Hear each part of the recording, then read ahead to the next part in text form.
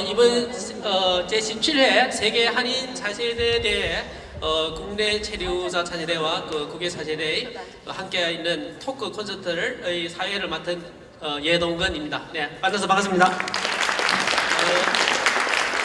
우선 제동보재단에서 이런 소중한 자리에 저 못생긴 저를 이렇게 환한 빛에서 보여주게 해서 참 부끄럽고 감동스럽습니다. 다행스러운 것은 제 여기에 오른쪽에 굉장히 미녀 두 분이 있고 여기는 굉장히 잘생긴 두 분이 있어서 든든합니다. 그래서 정말 여기에 벤츠, 폭스바겐, 오디 세계 차 세대가 가진 사람이 모시러 와야 모실 수 있는 차 세대가고 여기에는 정말 헬기까지 동원해야 모실 수 있는 차 세대들인데 이런 분들과 같이 우리 이런 장을 만든다는 자체가 굉장히 오늘 좋은 자리가 될 그 예감이 듭니다. 그래서 긴장을 풀기 위해서 간단하게 우리 아름다운 미모의 여신, 가을의 미녀 전지성 씨 간단한 자기 소개 좀 부탁드립니다. 네, 안녕하세요. 저는 전지성이고요. 저는 2011년에 미국에서 뉴욕 대표로 한국 FS를 참가했었고요. 현재는 지금 한국에서 한 3년 정도 살면서 일을 하고 있는 중입니다. 반갑습니다. 목소리도 미국에 살아서 영어만 잘하는 줄 알았더니 한국어도 굉장히 잘하시네요. 자, 우리 안인주 선생님 소개. 네, 안녕하세요. 저는 안인주라고 합니다. 저는 일본에서 왔고요. 제 소개를 하면은 저는 7살 때 부모님과 함께 일본으로 이주를 하고 쭉 일본에서 살다가 대학교 때 다시 한국으로 와서 한국에서 대학교를 졸업한 뒤에 다시 일본으로 갔다가 지금은 일본 아사히 신문에서 사회부 기자를 하고 있습니다. 잘 부탁드리겠습니다. 네, 안인주 선생님은 한국이 일본에 가까우면 왔다 갔다 해가지고 흔들린다는데 좀 더 그런 재미난 얘기도 있을 것 같습니다. 자, 그러면 한준대 선생님. 자. 네, 여러분 반갑습니다. 제 이름은 한준태라고 하고요. 저는 캐나다 밴쿠버에서 한 5년 정도 살다가 2010년에 지금 한국으로 다시 들어와서 여기서 일을 하고 있습니다. 시간 관계상 제가 이 정도로만 인사하고요. 이따가 또 말씀드리겠습니다.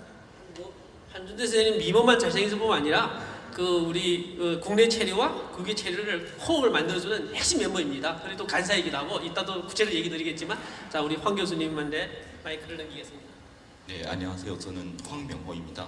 중국에서 왔고요. 2000년에 제동부재단 장학생으로 한국에 와서 이제 지금까지 15년 동안 한국에 살고 있습니다. 현재 경기대학교 국제대학에서 교수를 하고 있습니다. 감사합니다. 네 분이 굉장히 소개를 했고요. 저도 간단하게 소개를 드리면 저도 2002년에 제5회 차세대에 참석한 적이 있습니다. 그 10년이 넘었죠. 그때는 한 30명이었고 제 기억에 제일 기억나는 건 러시아 친구들이 체력이 엄청 좋다는 거죠. 술도 잘 마시고 우리하고 굉장히 친하게 잘 지내는 그런 기억 특히 기억이 남고 있고요. 그러면서 이제 한국에 와서 고려대학에서 박사학위를 받고 고대 아세아 문제연구소에 한 1년 정도 있다가 국립부경대학 부산에 바다 옆에 이전에 수산대학인데 아름다운 바다 옆에서 지금 살고 있습니다. 그래서 다음번에는 우리 부산에 한번 놀러 오세요. 공주만 가지 말고. 네, 반갑습니다. 네. 오면서 사실 이런 고민들을 했어요. 우리 뭐 아직 안면부지하고 잘도 모르는데 정말 무슨 얘기를 할까? 1시간 동안 그리고 어떤 얘기를 끌고 나가야 되는데 그래서 참 오늘 지금 무슨 계절이라요? 가을이죠. 한국의 가을은 정말 이쁘더라고요. 저는 중국에도 가을이 많이 다녀왔지만 조국이고 모국이일지는 모르지만 정말 아름다운 가을. 그래서 오늘 주제는 3가지로 나누려 합니다. 아름다운 가을. 아름다운 가을인데 어쩐지 가을은 좀 고독스럽고 좀 고독할 때가 있죠. 소외감이 느낄 때도 있고. 그래서 불편한 가을.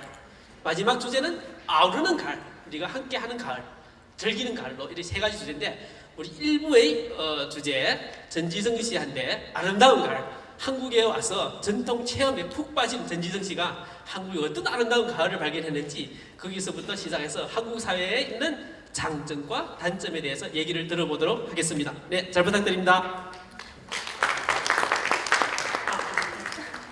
네, 이걸로 해도 들리시죠? 네, 저는 제가 13살까지 한국에서 살다가 미국으로 가게 되었습니다. 그래서 미국에서 대학교를 다니고 그리고 비즈니스 컨설팅을 한 5년 정도 하고 있다가 3년 정도 전에 한국에 나오게 되었어요. 그래서 한국에서 여기저기 회사 경험을 하고 있다가 지금 현재는 이직 준비여서 잠시 휴식 기간을 갖고 있는데요.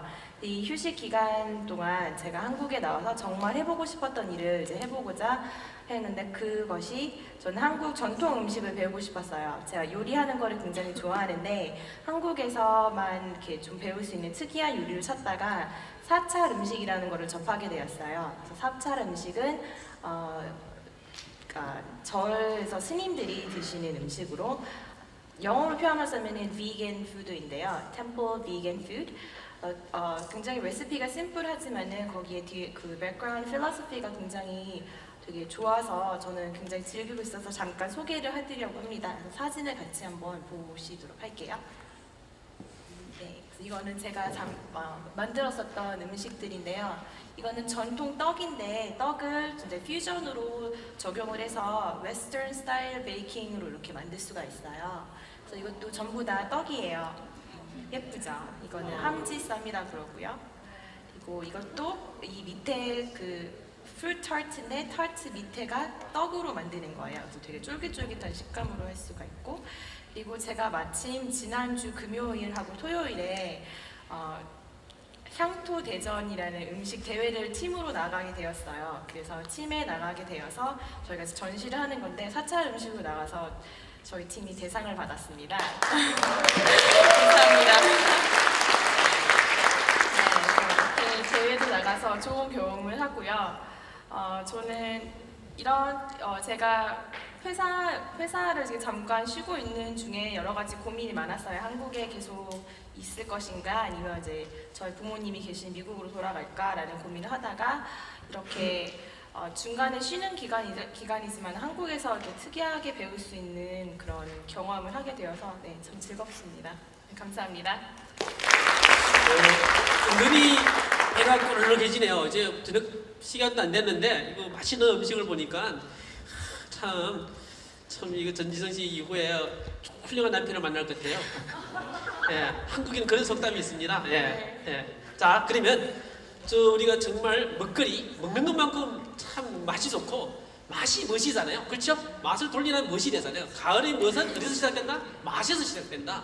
참 그런데 우리 안인주 선생님은 한국과 일본을 너무 많이 다녀서 지금 일본 사람인지 한국인인지 옆에서 오해를 받고 있는데 좀 불편한 가을도 있습니다. 잠깐 얘기도 들어보겠습니다. 네. 네, 저는 불편한 가을에 대해서 말씀드리겠습니다. 네, 제가 지금 31살이고요. 고등학교를 졸업하고 나서 그 일본 대학을 갈까, 한국 대학을 갈까, 아니고 그렇게 생각을 하다가 한국 대학을 가게 됐어요. 그것은 저는 7살 때 일본으로 가서 그때부터 계속 1년에 한 번씩은 한국에 들어오고 있었는데 그때마다 너무 재밌고 그리고 내가 외국인이 아닌 환경이 너무 좋았고 그래서 언젠가는 한국에서 생활을 하고 싶다고 쭉 생각을 하고 있었는데 근데 부모님께서는 내년엔 들어갈 거야 계속 하시다가 벌써 20몇 년이 됐어요. 그래서 안 되겠다 싶어서 그냥 내가 가야겠다 그런 생각을 하고 대학교 때 그러니까 휴학까지 포함해서 저는 2003년부터 2008년까지 한국에 있었습니다.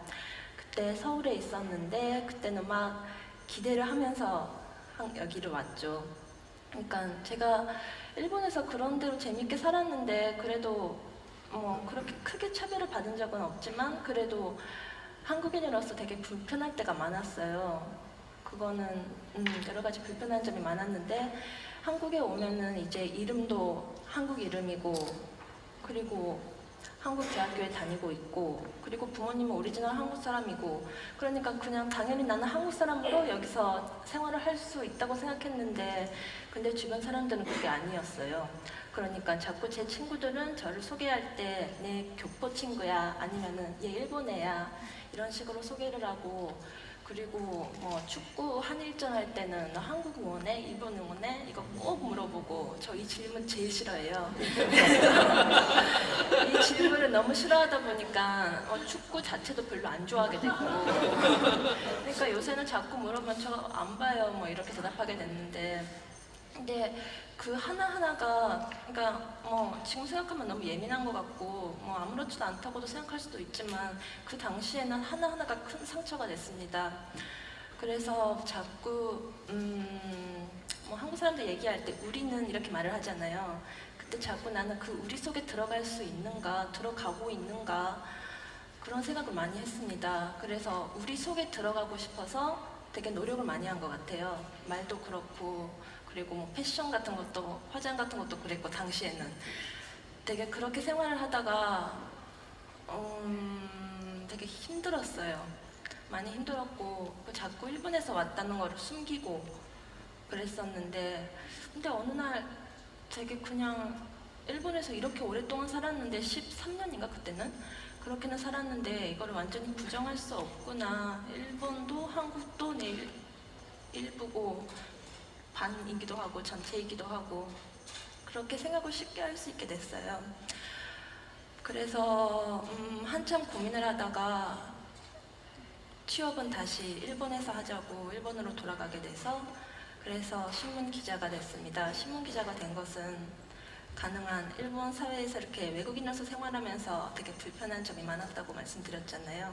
그때 신문 기사가 저를 많이 도와줬고 제 시야를 많이 넓혀줬고 그런 기사를 제공할 수 있으면 좋겠다라는 생각으로 외국인이지만 일본 신문사로 들어가서 지금 사회부에서 10년째 일을 하고 있습니다. 예, 감사합니다. 잘 아시지만 기사분들은 다른 사람의 얘기를 잘 듣지만 자기 얘기하기 힘드는데 오늘 처음 모처럼 이 자리에 와서 자기 얘기를 불편한 가을을 얘기하면서 동감되는 부분 많지요. 저도 제송동포고요. 중국에서는 조선족이라는 마이너리티로 살았는데 그런 얘기 많이 들었습니다. 그럼 진짜 공감이 가지만 그 못지않게 이런 불편함과 아름다움을 함께 어울러서 정말 우리를 만들어야 우리가 들어가잖아요. 우리라는 큰 물질적인 우리를 만들면서 세계 한인 사제대 포럼 이런 것들을 만들면서 같이 우리가 되는 현상을 만드는 중요한 역할을 하고 있는 한준태 선생님의 얘기도 들어봅시다. 이 자리에 들리시나요? 안 들리시나요? 들리나요? 들리시나요? 네. 이 자리에 계신 17회 세계 한인 차세대 대회 대표분들 진심으로 환영합니다. 저는 2010년도 13회 때 캐나다 대표로 이 자리에 참석을 했었고요. 그 FLC에 참석했던 그 계기로 인해서 2010년도에 한국으로 나오게 됐습니다. 저는 한국에서 이제 태어나고 자라고 초등학교 때 중고등학교 시절을 한국에서 다 보내면서 특기로 승마를 했었어요.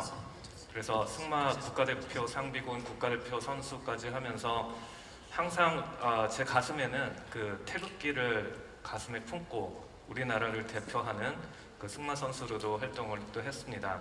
그래서 어린 시절에 굉장히 다양한 활동도 경험도 많이 했었고 이런 국제 회의나 행사 같은 거에서도 많이 참석을 했었고 그리고 세계 각국에서 온 그 정상들, 리더들도 굉장히 많이 만날 수 있는 그런 좋은 기회를 가졌었고요. 2010년도 참석했던 그 13회 대회는 정말 저희 참석했던 그 동기들이 굉장히 활발한 친구들이 많았어요. 전 세계 거의 한 24개 국가에서 모였던 그때는 한 90명 정도 됐었는데 17회 여러분들이 참석한 이 대회가 지금까지 했던 규모 면에서는 가장 큰 규모의 여러분들이 주인공이십니다. 여러분 모두 위해서 한번 박수 한번 보내드리겠습니다. 여러분들이 지금 주인공이세요. 그리고 이 자리를 이끌어 나가고 또 앞으로 남은 또 이틀간 또 그리고 이제 주말 프로그램도 참석하시는 분들도 계시는데 정말 어떻게 보면 시간이 짧습니다. 오늘 벌써 둘째 날 지금 이제 오후 세션 들어갔는데 이 세션 끝나고 나면은 이제 뭐 또 이동하고 저녁 먹고 그러다 보면은 이 3일 4일이라는 시간이 정말 무코택 수 없이 금방 지나가요. 여러분들 항상 아쉽다는 생각을 하실 거예요. 그래서 매일 밤 여러분들이 오시기 전에도 벌써 네트워킹 하시고 어제도 또 이렇게 좋은 시간 같이 보내면서 참 그 모습이 굉장히 좋았습니다. 그래서 오시기 전에 미리 이렇게 그룹 세션 준비하시면서 뭐 프레젠테이션 준비하시고 디스커션 준비하셔서 여러분들 굉장히 노력들 많이 하신 모습도 봤고 어제 모여서도 그 사전 준비하시는 모습을 보면서 지난 저 2010년도 이후에 2012년도에도 저희 국내 차세대와 함께 이렇게 했던 그런 기회가 있었어요. 그래서 그때도 한 20여 명 정도 국내에 와서 활동하고 있는 저희 이제 그 차세대 대회 참석자들도 계시고 또 뭐 유학생 출신 분들도 계시고 그래서 그런 노력들이 계속 지금 한 5년 정도 되어 왔었고요. 2010년도에 저희가 모였을 때 어떤 얘기들을 주로 저희가 많이 나눴냐면은 왜 그동안 앞에 12회까지 행사를 이렇게 많이 했는데 전 세계에서 유능한 리더들이 많이 왔는데 왜 그 후속 모임이 없느냐, 네트워킹이 안 되느냐 그런 부분에 대해서 굉장히 저희가 이제 좀 뭔가 하나를 만들어야겠다라는 그런 이제 무브먼트가 생겨나기 시작했어요. 그래서 2010년도 참석했던 참석자들을 중심으로 각 국가 간 대표자들을 다 모아서 델리게이션 다 만들고 어떻게 하면 우리가 이 FLC에 만났던 이 정말 세계에서 유능한 정말 이 오버시스 코리안 리더들을 같이 다 이렇게 엮을 수 있는지 서로 도움을 주고 받을 수 있는지 그래서 그런 부분에 대해서 이 자리를 항상 이제 만들어 주시는 재외동포 재단 외교부에서도 이제 같이 이렇게 후원을 해주시고 계시는데 왜 우리나라 한국 정부에서 해외에 있는 이 차세대들을 정부 예산을 가지고 초청을 해서 이런 자리를 마련해 줄까 그런 거에 대해서 여러분들 한번 생각을 해보셨으면 좋겠어요. 우리가 이 자리에 왜 와 있는지 그리고 아까도 세션에서도 많이 디스커션 하셨지만 미래의 우리의 모습은 어떻게 가야 될지 여러분들이 지금 주류권 사회에서 다 각자의 그 맡은 바 영역에서 지금 다 리더 역할을 하고 계시는데 그러한 리더의 역할들이 물론 제가 볼 때는 그 자리 가기까지 엄청난 고생을 하셨고 많은 노력이 있었기 때문에 지금 그 자리에 다 계시는 거라고 생각을 합니다. I'm very proud of you. 그래서 그런 여러분들이 이 자리에 모였을 때는 우리가 정말 공동의 어떤 목표를 가지고 모였고 다 사는 곳은 다 다르고 처해 있는 환경은 다 다르지만 우리가 다 오버시스 코리안이라는 어떤 아이덴티티 우리의 뿌리는 한국인입니다. 그래서 We are one Korean이라는 그 아이덴티티 저기 CIS, 러시아, 벨라루스, 뭐 키르기스탄 등 여러 그 정말 참석하기 어려운 나라에서 또 유럽, 뭐 스웨덴, 또 프랑스에서도 오셨고 또 참석자들이 계속 늘고 있어요. 매년 보면은.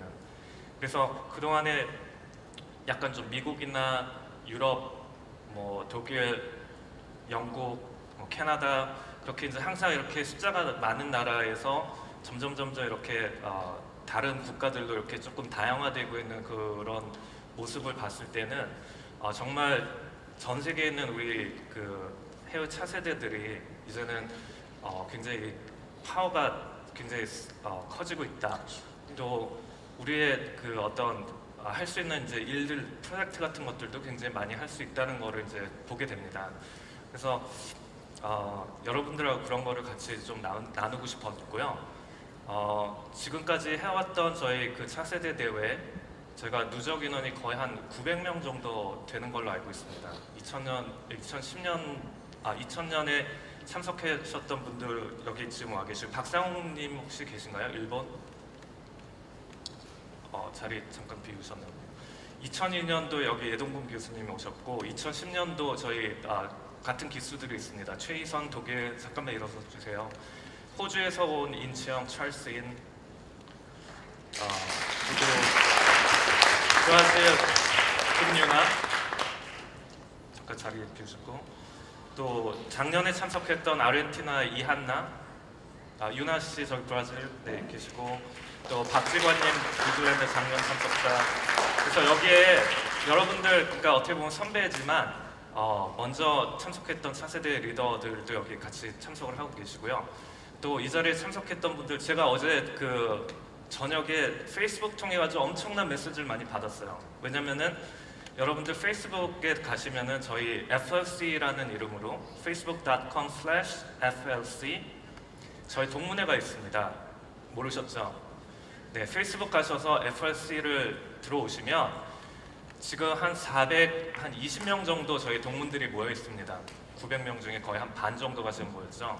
그 노력들이 2010년도 참석했던 그 참석자들 중심으로 해서 계속 매년 그 노력 재외동포 재단하고 해왔기 때문에 그렇게 지금 성과가 이루어졌고, 그래서 그 지금 오픈 플랫폼이에요. 페이스북은 누구나 접속을 할 수 있는데 중국만 좀 제약이 있다고 들었습니다. 그래서 여러분들 다 거기서 가입하시면 거기에는 FLC 참석자만 공개가 됩니다.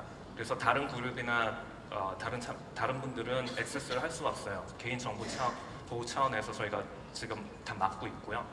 그래서 여러분들이 어느 대륙에 있던 6개 대륙에 다 있지만 서로 정보 교환하고 정보 업데이트하고 필요한 어떤 그 도움들 요청할 수도 있고, 제가 해오던 일이 그 HR 컨설턴트예요. 헤드헌터로 일을 해오고 있었는데 여러분들 정말 다 이 고급 인재들이에요. 전 세계에서 다 활동하는 정말 전문가들이시고 뭐 로열도 많고 뭐 어카운턴트 있고 뭐 닥터도 계시고 뭐 굉장히 다양한 분야에 이렇게 젊은 사람들이 한데 모일 수 있는 이런 네트워크가 없거든요. 그래서 앞으로의 미래의 사회는 정말 네트워크가 지배하는 세계라고 생각을 합니다. 그래서 여러분들이 여기 모인 이 시간은 앞으로 남은 시간 동안에도 여러분들이 좀 네트워킹을 많이 하셨으면 좋겠어요. 어제하고 오늘까지는 여러분들이 속해 있는 그룹 단위로 많이 활동을 하셨다고 그러면 이 시간 이후부터 오늘 저녁 액티비티 있고 저녁 먹고 액티비티가 굉장히 많잖아요. 그 시간부터는 저녁 때 내가 아직까지 왔는데 만나지 않은 국가 대표들 한 최소한 10명씩 가서 만나고 인사하고 네트워킹 하세요. 그래도 여러분들 남은 시간이 짧아요. 126명이라는 분들 다 만날 수 없습니다. 그렇지만 여러분들이 컨퍼런스 끝나고 갔을 때에는 FLC라는 그 온라인상에서 다 또 만나고 교류할 수 있기 때문에 그런 거를 충분히 좀 많이 이용을 하시라고 좀 안내를 해드리고 싶습니다. 여러분들 남은 기간 동안에 더 좋은 시간 많이 보내시고 또 처음으로 한국 오신 분들 우리나라 정말 아름다운 또 가을 정취 많이 느끼고 돌아가시기 바랍니다. 감사합니다. 네, 그 구슬이 서말이라도 꿰야 보배라고 정말 이거 여러분이 이 인재들을 한 구슬로 끼워준 역할을 하는 우리 한준대 선생님, 그리고 또 제가 보니까 이 재외동포재단 조직이 굉장히 포용적이고 넓어지고 있습니다. 또 우리 미주 한인 총회의 회장님을 맡은 김영근 선생님도 지금 사업이사로 와 계시고 굉장히 이 재단이 포용적으로 가고 있는데 굉장히 좋은 일이라고 생각합니다. 그래서 이렇게 실제 몸을 담고 있으면서 이런 우리가 네트워킹이 얼마나 중요하다. 차세대의 영원한 주제 네트워킹 이 주제인데 저는 오늘 마지막으로 모신 분이 바로 제도 진화주의 제도 이론과 네트워킹의 연구를 굉장히 열심히 하고 있고 또 굉장히 큰 업적을 만들고 있는 황명호 교수님하고 이론적으로 정말 우리가 이걸 어떻게 네트워킹을 해야 하는지 그런 의견도 들어보고 그룹 모임 되게 이런 생각 아이디어를 가지고 토론을 했으면 굉장히 좋겠다는 해서 그런 얘기를 좀 부탁을 드렸습니다. 네. 박수라요. 어쩌다 보니 제가 마지막 이제 말씀드리게 되는데요. 사실 네트워킹 하면 사실 여기 지금 서 계시는 예동근 교수님이 야말로 진짜 네트워크의 대가라고 할 수 있습니다. 저는 탁상 공론을 하지만 예동근 교수님은 이제 중국에 있을 때부터 KSC, 한국에 와서도 KCN 굉장히 많은 네트워크를 이렇게 만들어 나가고 유지했던 분이신데, 그래서 제가 저는 이제 이론적으로 잠깐 말씀을 드릴 텐데요. 그냥 참고하시면 됩니다.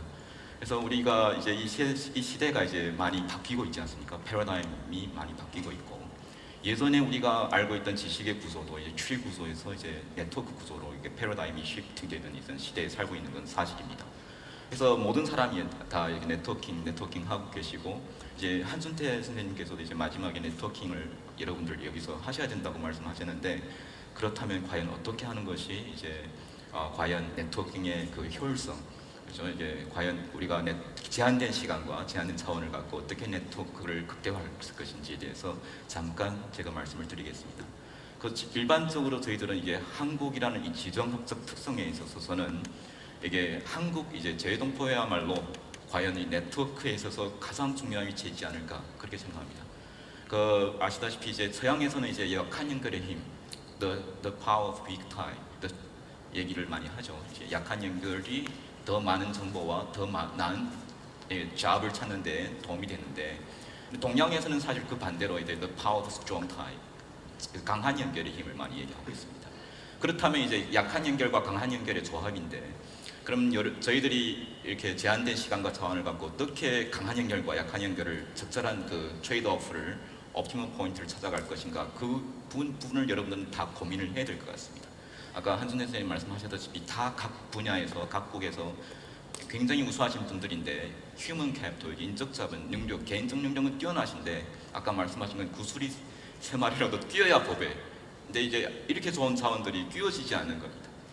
그래서 제가 이렇게 제안하는 것은 이제 예를 들어 우리가 구조적인 혈이라는 얘기를 많이 하거든요. structural hole. 그러니까 여러분 보시면 이게 군데군데 구멍이 많이 있습니다. 아까 우리 안 기자님께 말씀하신 것처럼 그 불편한 진실, 불편한 그 사실 자체가 사실 홀이거든요. 홀. 그렇다면 그 홀을 우리가 메우는 것이 우리가 해야 할 역할이라고 봅니다.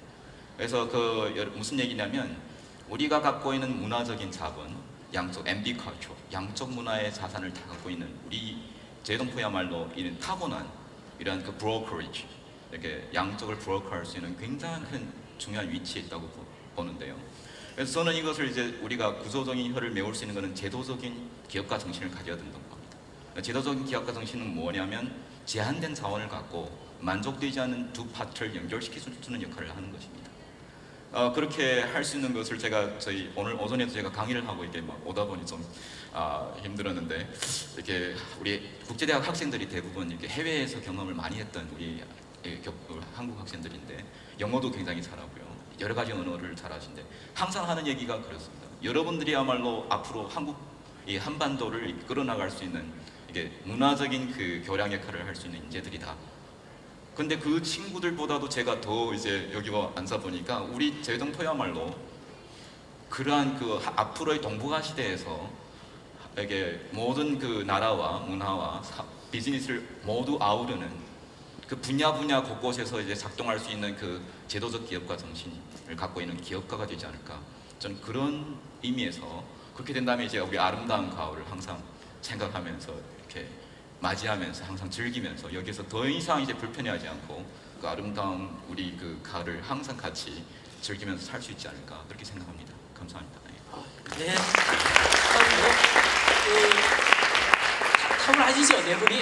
정말 그 차 세대로 모셔도 안 가는 사람들이죠. 왜냐하면 정말 말한 것처럼 두 분 여성 대표들은 감성의 네트워킹, 진짜 우리가 공감을 하는 공감의 시대, 그리고 이거는 조직, 제도, 그리고 이런 것들을 같이 아우러 가야만이 정말 우리 제외동포들이 외국에 있었을 때게, 혹은 자기 거주국에 있을 때게, 우리가 여기 모국에 찾아온 거는 힐링하러 온 것이 아니라 자신감을 가지러 온 겁니다. 보여주고 싶고, 참 우리는 멋지다, 그런 것을 가지러 하는 게 목적이 아닐까. 오늘 토크 콘서트도 그런 의미에서 우리는 여기 와서 치유하러 오고 이런 얘기를 하지만, 또 동시에 치유와 힐링을 넘어서 자신감을 갖고 모국에 가서 거주국에 가서 더 큰 인재로 되는 네트워킹을 만든 자리가 아닌가고 생각됩니다. 그러면서 제한된 토크 콘서트 시간은 20분 주는데요, 질의 시간을 20분 주더라고요. 그래서 지금 참 잘 되고 진행이 잘 되고 있는 것 같습니다. 근데 이제 걱정이 뭔가 하면, 지금까지는 잘 됐는데 이제 20분은 내가 결정한 게 아닙니다. 여기 불러 있는 분들이 얼마나 적극적으로 자신감 있게 질문을 하나에 따라 가지고 이게 빨리 끝나는지 늦게 끝나는지 결정이 될 것 같은데, 제가 지금 이렇게 얘기를 길게 하는 것은 질문의 시간을 드린 겁니다. 빨리 어떤 질문하면 재미날까 이런 생각을 하면서 한 15분 내지 20분 정도는 팔로와 같이 소통하는 시간을 갖도록 하겠습니다. 네, 이제부터 그 질문 있는 분들은 손을 들고 자기 소개를 간단히 하고 질문을 하여 주세요. 네. 없어요? 많죠? 다 손들 건데요?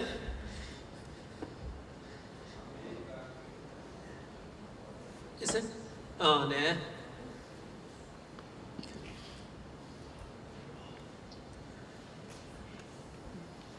네. 네. 오. 박수로요. 안녕하세요, 사이먼 팍입니다.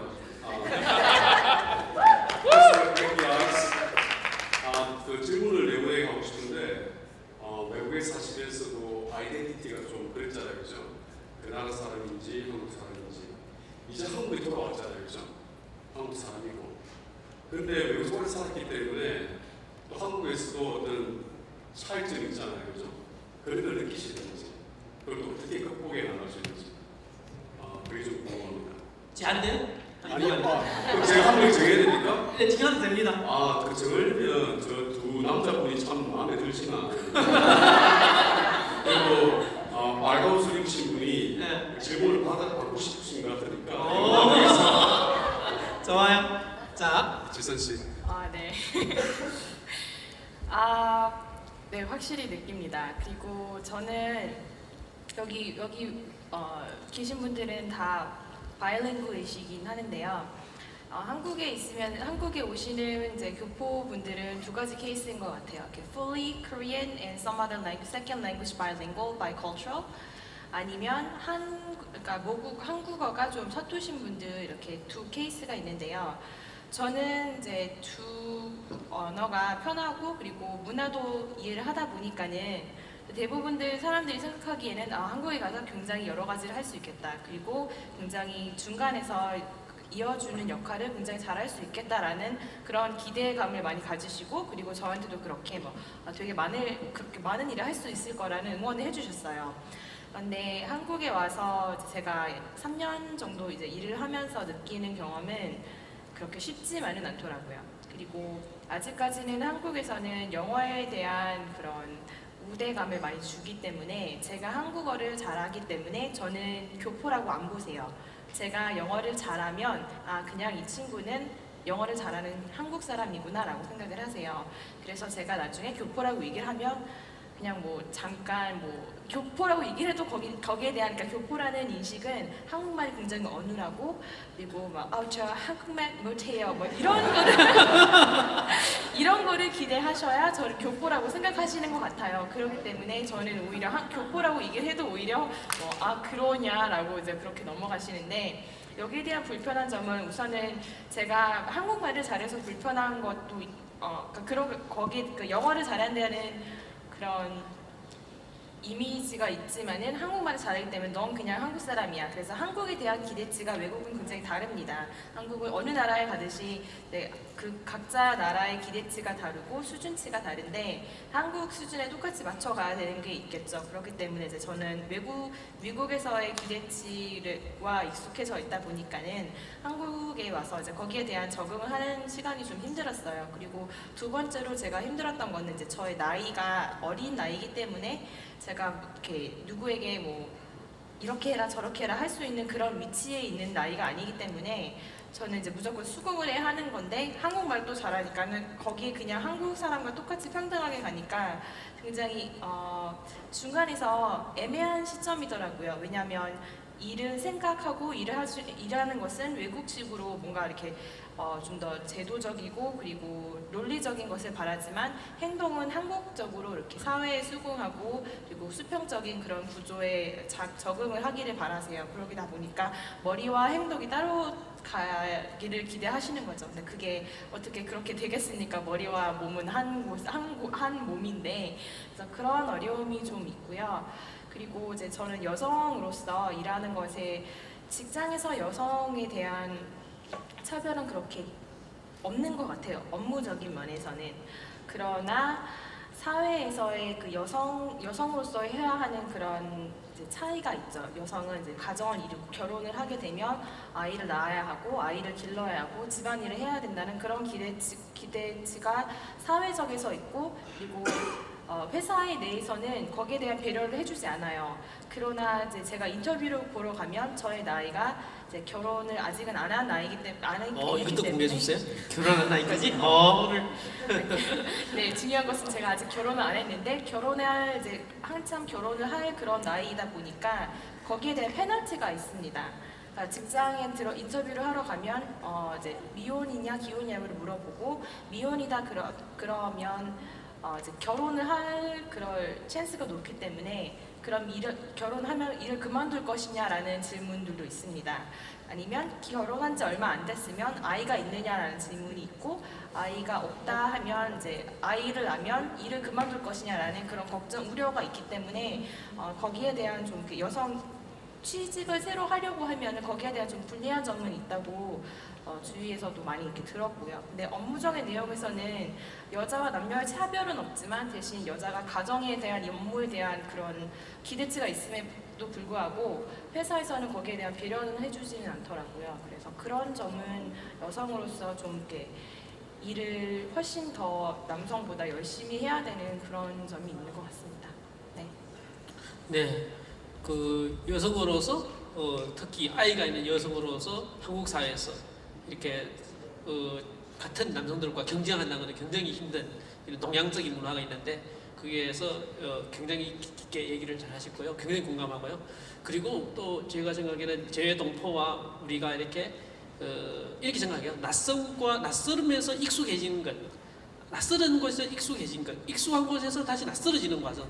그런데 이런 과정에서 우리가 자신을 발견하죠. 낯선 곳에 가면 자신이 발견됩니다. 익숙한 곳에서 자신을 잊어버립니다. 그래서 저는 그렇습니다. 한번 여기 왔을 때 낯설어지면서 익숙한 모습들이 우리가 한국에 있는 이 위치가 아닐까. 거기에서 자신을 보고 대화를 많이 할 수 있는 장을 가졌으면 좋겠습니다. 그리고 또 질문을 받겠습니다. 네. 자기소개를 간단히 하시고요. 네. 안녕하세요. 영국에서 외과 의사인 박현미입니다. 만나서 반갑습니다. 박수요. 내거 있어요.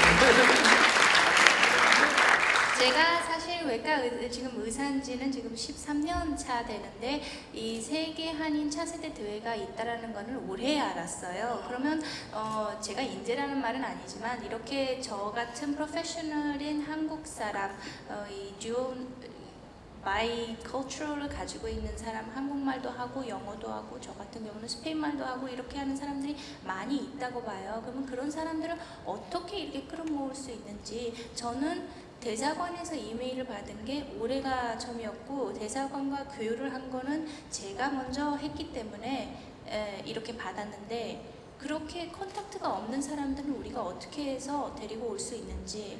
그러면 지금 너무 셀렉트해요. 그 많은, 오늘 아침에도 설명을 했는데 영국 같은 경우에는 45,000명의 한국인들이 있는데 지금 10명도 여기 안 앉아 있거든요. 그러면 어떻게 그 많은 인재들을 우리가 끌어모을 수 있는지. 그리고 제가 거기 가서 이제 동료들한테 홍보를 했을 때 이런 곳에서는 우리가 무엇을 얻을 수 있는지, 무엇을 줄 수 있는지, 그런 거를 정확하게 제가 알고 가면 더 유익할 것 같아요.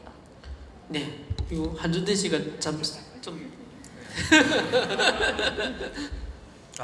좋은 질문 해주셔서 감사합니다. 그 질문에 대해서는 사실 매년 저희가 그 플로어에서 듣는 얘기 중에 하나예요.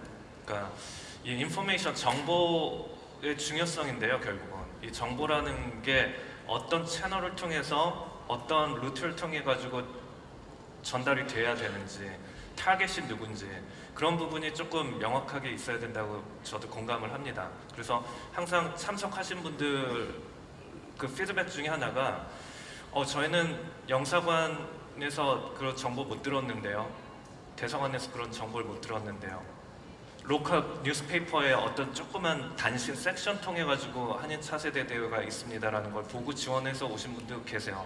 어제 얘기하다가 저도 알게 됐는데 깜짝 놀랐습니다. 재외동포 재단에서는 또 여러 그 재외동포 재단 웹사이트를 통해서 또 그 코리안넷을 통해서 또 많이 홍보를 하고 있고, 근데 저도 항상 들어가면서 매년 이렇게 오려고 하는 캔디데이트들한테 굉장히 컨택을 많이 받아요. 왜냐면은 여러분들이 참석하고 가신 다음에 돌아가시면은 내가 FLC 참석했는데 이런 좋은 컨퍼런스가 있더라. 너무 좋다. Why don't you go next year? 얘기를 하면서 알게 되는 경우가 굉장히 많아요. 그렇게 해서 오신 분들도 굉장히 많고, 그러니까 뭐 시블링, 뭐 이렇게 동생들, 패밀리 멤버도 오고, 그다음에 아니면 자기가 활동하고 있는 어떤 커뮤니티 그룹, 뭐 이 non-profit organization, 뭐 여러 그 기관에서 활동하시는 분들 통해서도 이렇게 오고 계시는데, 그 오시는 참여하시는 분들이 조금 보면은 그런 경향이 많이 있어요. 그 같은 단체에서 요번에는 누가 왔었고 내년에 또 다음 기수에 누가 오고 막 그런 경우가 좀 많이 있었는데, 근데 한 가지 또 제가 그동안에 느꼈던 건 뭐냐면은 그 웹사이트를 통해 가지고 전달되는 정보가 한글 위주라는 거예요. 그게 조금 이 해외에 있는 어플 컨트, 영어권 국가, 또 이렇게 외국에 계시는 분들 어플 컨트 입장에서 봤을 때는 한글 잘 읽기 어렵고, 이 파일 오픈하기, 이 아래아 한글 파일로 되어 있기 때문에 그 오픈하기도 어렵거든요. 그래서 여러분들 외국 계시는 분들은 주로 이제 뭐 MS 워드 많이 쓰시고 그런 걸로 다 이제 변환해서 이제 또 보내드리기도 하고, 이제 많이 저희 참석하셨던 분들 네트워크 통해 가지고 요번 다음 이제 여러분들 돌아가시면 내년도 이제 18회 또 있잖아요. 그러면은 여러분들이 곧 홍보대사 역할을 하시게 될 거예요. 그러니까 미리 어플리케이션 언제까지 데드라인이니까 제출해야 된다. 그게 보통 한 여름 한 6, 7, 8월 정도 되면은 항상 이제 재외동포 재단에서 이제 그거를 이렇게 오픈을 해주시고, 그다음에 여러분들이 좀 그 살고 계시는 지역의 영사관 또 대사관에 수시로 좀 이렇게 문의를 많이 하시는 게 좋을 것 같아요. 그래야지 여기서 전달되는 그 정보에 대한 업데이트된 정보 그런 거를 바로 받으실 수 있을 것 같고, 그런 부분에 대한 홍보나 그런 거는 재외동포 재단 강윤모 부장님도 계시지만, 그런 부분에서는 저희가 겪는 그런 현실적인 좀 어려운 부분들, 한글 그 영어로 된 것도 같이 좀 인포메이션, 어나운스 같은 것도 좀 했으면 좋겠다는 거, 그런 거 좀 반영을 해주셨으면 좋겠습니다. 굉장히 저는 네네. 질문 주신 것 중에서 여기 대회를 참석을 해서 무엇을 얻어갈 수가 있는 것이냐라는 것도 이제 질문해 주셨는데요. 우선 저희가 참석하는 저도 2011년에 참석을 했었고요. 그리고 2012년에는 이제 제가 한국에 나오게 되어서 한국 대표로 저도 참석을 했었어요. 근데 저는 솔직히 이제 제가 한국에 있으니까 매년 참석할 수 이렇게 오늘처럼 참석을 할 수가 있는데, 항상 기다려지는 게 무엇을 제가 여기 와서 나는 이것을 얻어간다 그게보다는 이렇게 오늘 이렇게 만나게 되는 네트워크가 가장 큰 것이라고 생각합니다. 그래서 한국을 이제 저처럼, 그리고 여기 많이 계신 분처럼 바이링거 바이컬처럴 하신 분도 계시겠지만 그렇지 않은 분도 굉장히 많을 거라 생각이 돼요. 그래서 한국에 대해서 잘 모르시는 분들은 이렇게 대회를 참석하면서 한국에 대해서 뭔가를 이제 알 수 있는 그런 첫 스타트가 될 수도 있는 거고요. 그리고 한국에 대해서 이미 알고 계시는 분들은 다른 해외에 계신 분들과 만나게 되면서 교류를 나눌 수 있고, 그리고 모국에 계시면 만날 수 없었던 사람들을 만나면서 이렇게 여러 가지 인포메이션을 좀 쉐어링하는 것이 가장 큰 장점이라고 생각을 합니다. 그래서 더 다른 사람들에게 어떻게 알릴 수 있느냐, 그리고 이게 지금 17회가 되어 있는데 어떻게 더 홍보를 할 수 있겠느냐 하는 거는 재외동포 재단에서만 해야 되는 숙제는 아니라고 생각하고요. 저희 모두가 같이 홍보를 해줘야 한다고 생각을 해요. 그리고 여태까지 저희가 다 이렇게 word of mouth, 서로 이렇게 아는 사람이 소개해주는 걸로 이렇게 대회가 커 나아가고 있기 때문에 앞으로 모국 돌아가셔도 지인들도 많이 소개를 해주시고요. 그리고 어쩔 수 없이 한국에 아무래도 더 관심을 많이 가지고 계신 분들에게는 소식이 더 빨리 가고 전달이 되어 있기 때문에 그런 식으로 이제 진행이 되고 있지만, 혹시라도 주변에 알고 계시는 분들이 별로 이렇게 뭐 대사관이나 영사관, 한국 단체와 교류가 없다면 그분께 먼저 이렇게 퍼스널 레벨로 소개를 해주시는 게 가장 빠르고 효과적이고, 그리고 신뢰성 있는 정보가 전달될 수 있다고 생각합니다. 네, 진영 씨 감사합니다. 하여튼 굉장히 재미난 얘기고요. 우리 미모의 안인주 선생님 아사히 신문에 왔는데 지역마다 제 생각에는 그런 것 같아요. 왜 이 정보를 내가 이제 알았어? 이런 거 많이 알았으면 좋겠어. 이런 불만이 많으면 많을수록 이 단체는 긍정적으로 잘 나간 단체입니다. 안 그래요? 그런 불만이 없고 말도 없으면 이 단체는 죽어간 단체입니다. 우리가 이런 불만이 많다는 것은 이 자신의 몸이 잘 나간다는 뜻입니다. 그리고 지역별로도 제 생각에는 미국과 캐나다는 이제 글로벌 스탠드 이런 쪽으로 워드 이렇게 멀티 랭귀지 그리고 이런 워드 파일 이런 걸로 가야 된다면 또 로컬리티가 또 있는 부분도 있거든요. 일본 같은 민단, 총련 이런 단체들도 있고 그 지역 사회에 맞게끔 맞춤형으로 홍보하는 것들이 굉장히 많다고 생각합니다. 중국에도 또 중국 나름대로 있을 것이고 그래서 이 두 분 또 이제 질문을 해주면 좋겠는데 질문 한 번 더 받겠습니다. 네, 있어요? 좋아요. 자기소개 간단히 하시고 네. 저는 중국 칭다오에서 안녕하세요. 저는 중국 칭다오에서 온 이종복이라고 합니다. 제가 질문드리고 싶었던 것은 칭다오에는 한국 분들이 많았기 때문에 기업협회, 무역협회 이렇게 협회가 단체가 많아요. 그래서 이렇게 한국에서 이런 활동을 조직할 때마다 영사관에서 알리기 때문에 이런 정보 수집에는 빨라요. 하지만 의문이 있는 거는요. 저희 청도 조선족 여성협회에서 이번에 추천을 여러 명 했어요. 근데 저도 그냥 추천된 것만으로도 너무 영광이라고 생각했는데 또 재동포 재단에서 심사했을 때 통과됐다니까 너무 행운이라고 생각해요. 하지만 또 그 반면에 생각되는 거는 협회에서 추천할 때는 모두 분들 다 항해사회에 기여를 했기 때문에 추천을 했지만 왜 되는 사람이 있고 안 되는 사람이 있냐 이 기준이 무엇인지 알고 싶어요. 여기 있는 사람들은 대답할 게 아니고 강규모 차장님이 부장님이 얘기하세요. 저희가 유사한 행사가 또 하나 있어요. 그러니까 이 차세대 대회 같은 경우에는 어떤 분야를 중심으로 하는 게 아니고 단체라든지 이제 추천해서 하는 거고요. 경제협회는 영 비즈니스 리더 포럼이라고 따로 하는 게 있어서 대부분의 분들은 그쪽으로 안내를 해드렸습니다. 그래서 약간 신청하시면서 착각하시는 분도 있어 그쪽으로 가시는 참가자분들도 계시다고 이렇게 말씀을 드리겠습니다. 네. 답은 아니지만 제가 이렇게 아까 그런 부분에서 원칙 어떻게 세우는 것이 과연 저는 그 부분에 대해서는 저는 어떻게 생각하냐면 저희들이 이 제한된 자원을 갖고 제한된 시간에서 많은 사람들이 모여서 이렇게 할 때는 우리가 너무 많으면 잘 알 수가 없지 않습니까?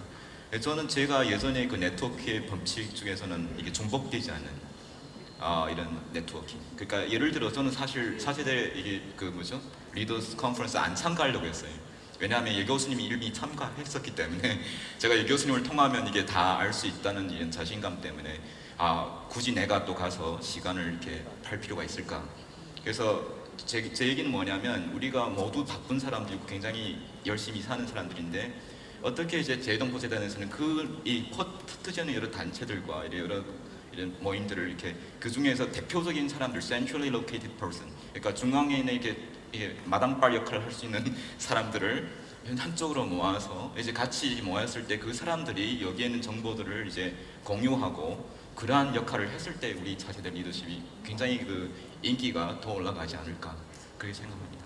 그래서 아까 같이 안 오셔도 이렇게 우리 그런 역할을 해주시면 똑같은 혜택이 돌아갈 수 있도록. 네트워킹의 중요한 원칙 어떻게 대표를 뽑느냐 안 되면 제비 뽑으세요.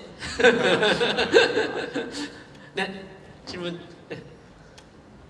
오늘 질문이 정말 많네요. 좋습니다. 네, 안녕하세요. 영국에서 온 여현주라고 합니다. 일본에서 오신 분한테 질문하고 싶은데요. 좋아요. 아사히 신문에서 일한다고 하셨는데 사회부 기자라고 하셨는데 아침에도 낮이 온든가 일본에서 오신 분 얘기를 들었을 때 극우주의자들 문제를 많이 말씀하셨는데 미친 사이코라고 하신 것 같은데 그 사회부 기자로서 일본과 한국이 중간에 있으면서 이렇게 굉장히 곤란한 상황을 겪으신 적은 혹시 있는지 궁금해서요. 글쎄요, 어디부터 말씀드리면 될지 모르겠는데요.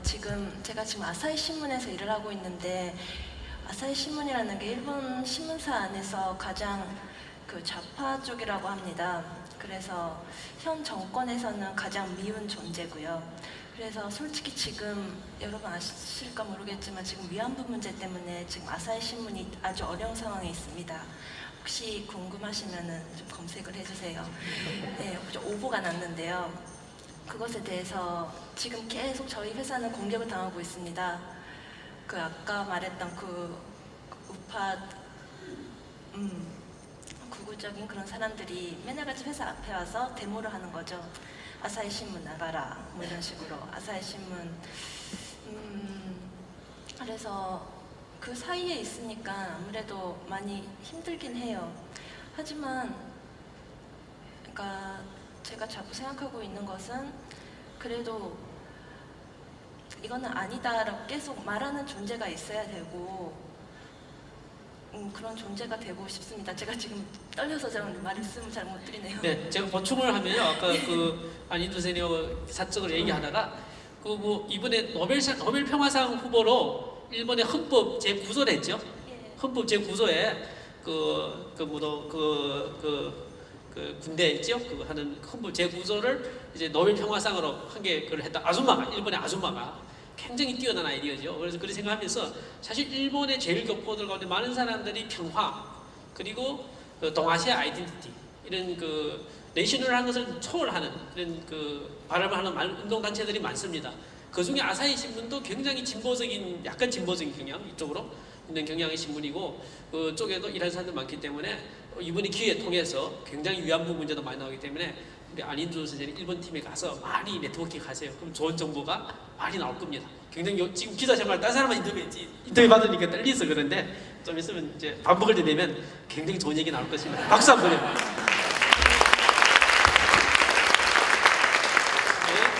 네. 마지막으로 하나 질문을 받겠습니다. 네. 오늘 질문이 아까 우리 하는 분들이 걱정이 돼서 네, 저는 샌프란시스코에서 온 배아람이라고 합니다. 네. 이거 역시 한준태님한테 질문드리는 건데요. 인기남. 네, 그 네트워킹을 말씀하셔가지고 여기 정말 그 전 세계에서 글로벌 영웅 리더들이 이렇게 모이셨는데 여기서 네트워킹이 그냥 여기서만 끝나면 안 되고 계속적으로 지속되어야 되는 거에 대해서 말씀하셨잖아요. 혹시라도 지난 과거 그 케이스 중에서 혹시 인터랙트가 서로 이루어져서 어떤 성공적인 어떤 프로덕티브한 일이 일어난 일이 있었는지 그런 example이 있는지 좀 알고 싶습니다. 네, 좋은 질문 해주셔서 감사합니다. 제가 그런 부분 사례 케이스를 조금 발표하고 싶었었는데 저희가 지금 그 아마 12회 전 교수님 참석하시고 아마 그 전에 참석하셨던 분들은 어땠는지 모르겠어요. 그때 굉장히 뜨거웠다는 얘기는 많이 들었는데 그 이후에 돌아가고서는 연락도 안 되고 흐지부지 됐다는 얘기를 맞습니다. 많이 들었습니다. 근데 저희 2010년도 13회 여기 호주, 독일 뭐 굉장히 다양하게 많이 왔었죠. 그러고서는 그 해 저희가 7월 달에 행사를 했었어요. 그때 2010년도에는. 그 다음에 그 해 10월 달에 was it UK? 런던? 찰스. 런던에서 리유니언을 했었어요. 그해 겨울에. 그래서 유럽 중심이 돼가지고 그때는 런던에서 한번 모였고 뭐 한국에는 이제 2010년도 저 나와 있었고 여러분들도 계신 분들 있고 그래서 재동포 재단이 항상 여기 계시고 그래서 항상 허브는 대한민국 여기 서울이 중심이고요. 그래서 여러분들이 항상 이제 서울에 오신다 그러면은 항상 그게 저희 페이스북 아까 그룹 얘기했잖아요. 거기 메시지가 계속 와요. 뭐 언제 참석했던 누군데 저 서울에 언제부터 언제까지 갑니다. 아니면은 브라질에 있는 친구가 유럽 뭐 독일에 뭐 출장을 갈 수도 있고 여행을 갈 수도 있고 가족하고 같이 갈 수도 있는데 뭐 언제부터 언제까지 가니까 베를린, 쾰른, düsseldorf 뭐 여러 지역을 다 다니잖아요. 그럼 항상 그곳에는 다 여러분들 지금 각 국가별로 지금 이렇게 클러스터가 돼 있지만 세분화된 도시로 따진다면 아마 전 세계 곳곳에 작은 도시까지도 다 커버할 거예요. 거기서 이렇게 서로 정보 교환을 하면요. 미미미미 답이 바로바로 다 올라와요. 근데 그게 얼굴을 알지도 못해요. 단지 FLC라는 이름으로. 나는 8회 참석자인데 나는 15회 참석자인데 서로 그렇게 해가지고 거기서 네트워킹이 일어나고요. 교류가 일어나고 실질적인 정보 교환이 또 이루어지고 막상 가면은 FLC 이름으로 해가지고 그 지역에 있는 그 동문들하고 또 이렇게 번개라고 하죠. 우리 한국에서 뭐 우리 번개한다. 언제 어디서 만나자. 그러면은 진짜 FLC 같이 이렇게 번개가 정말 많은 이 네트워크가 없을 거예요. 항상 서울에 오면은 저희는 바빴어요 맨날. 저희 서울 옵니다. 언제 누가 옵니다. 그러면은 예를 들어서 지금 11월 달인데 지금 이제 그런 메시지가 계속 들어오면은 이제 쭉 보죠. 그러면은 언제 센터로 해서 제일 많이 모일 수 있는 그 날이 항상 거기 이제 교집합 같이 보여요. 그러면은 이날 어떤지 다 하면은 거의 대부분 이제 그때 즉흥적으로 또 모임도 하게 되고. 그래서 서울 같은 경우는 계속 그 행사 이후에 시리즈적 그 미트업이 있었어요. 그리고 계속 공지를 합니다. 뭐 그게 매월 말 한 적도 있고 뭐 시즌별로 할 수도 있고. 근데 그러한 노력들이 저희가 이제 어떤 얘기들이 발전적으로 진행이 됐냐면 Why don't we organize the group as six continent? 그래서 6개 대륙 지금 다 나눠 있잖아요. 6개 대륙별로 다 여러분들이 오신 그 그룹마다 클러스터를 만들어가지고 그 지역 중심으로 한 FLC의 리유니언 행사를 매년 이렇게 좀 오르가나이즈해서 만났으면 한다라는 거를 항상 이렇게 매년 얘기를 했어요. 근데 그게 이제 잘 되는 지역도 있고 유럽 같은 경우는 독일, UK, 런던 쪽 같은 경우는 잘 되는데 뭐 이런 뭐 스위스나 프랑스나 뭐 이런 쪽에서는 멤버가 작으니까 또 트래블 해야 되고 아니 아시아 지역은 또 일본이나 중국 같은 경우는 또 얘기 들어보니까 서로 네트워킹 잘 안 된다고 그런 얘기도 들었어요. 근데 북미 쪽 굉장히 활발하고요. 동부, 뭐 서부 중심으로 해서 그런 어떤 이제 대표적인 어떤 그런 이제 단체들 중심으로 항상 오다 보니까 서로들 많이 연결돼 있으니까 그렇게 중심으로도 많이 하고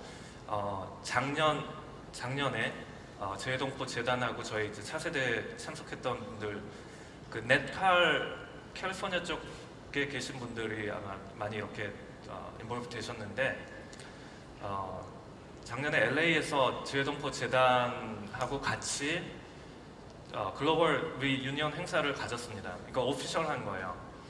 그리고 올해 9월 달에 호주 시드니에서 여기 전지성 씨도 다녀왔었고요.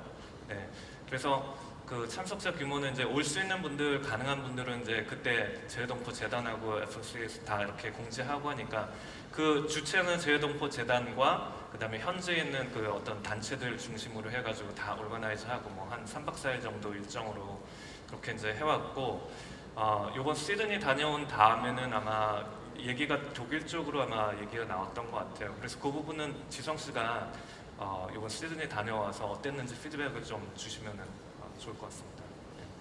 우선 그러니까 대회가 끝나고 나면요 퍼스널 레벨로 이렇게 도시에서 같은 도시에 있는 분이나 아니면 이렇게 비지팅 하시는 분이 퍼스널 레벨로 그냥 이렇게 뭐 gathering, dinner gathering 그런 식으로 리유니언은 이제 계속 이루어졌는데 여기서 조금 더 어떻게 하면은 meaningful한 네트워크가 될 수 있을까라는 그런 생각으로 규모를 좀 크게 발전을 했어요. 그래서 언급하셨듯이 런던하고 그리고 캘리포니아에서 있었던 거는 처음에는 그냥 저희 멤버들끼리 이렇게 했었던 그런 이벤트였는데 작년부터는 LA에서 있는 거는 재외동포재단에서 스폰서를 해주셨어요. 그래서 좀 더 어피셜한 유니언이 되었고요. 올해는 시드니에서 했고 그리고 이제 내년에는 어디가 될지는 아직 확정이 지어지진 않지만 이제 다른 곳으로 가게 될 텐데요.